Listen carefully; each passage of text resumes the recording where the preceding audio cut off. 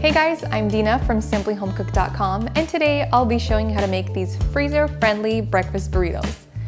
So the first thing you want to do is cook the bacon. You can either pan fry it, or I actually like to cook it in the oven.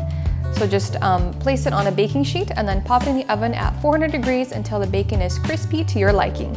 Now add 4 eggs into a large bowl, along with a 1/4 teaspoon of salt, 1/8 of a teaspoon of black pepper, and 2 tablespoons of milk. Then whisk it all together really well. Now place a tablespoon of unsalted butter into a large skillet and bring the heat to medium-high. Then add your eggs in and cook them until they're fully cooked.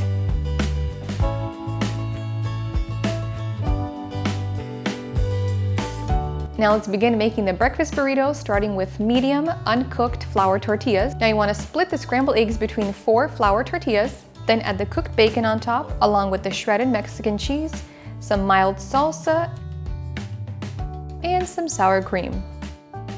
Now take a pastry brush, dip it in some water, and then brush it along the edges of each flour tortilla. Now you want to begin rolling that up nice and tightly into a burrito. Now in a large skillet, heat a 1/4 cup of avocado oil over a medium heat and begin adding in your uncooked breakfast burritos. You want to fry each side of the breakfast burritos until they're nice and golden brown. Once the breakfast burritos are cooked, serve them warm with some salsa and sour cream on the side.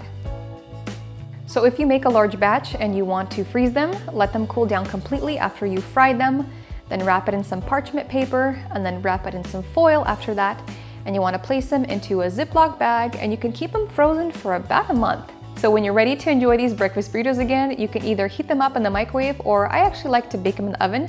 So I place them in a single layer on a baking sheet, and then I bake them at 350 degrees Fahrenheit for about 35 to 40 minutes, making sure to flip them halfway through. That way they're nice and crispy all around.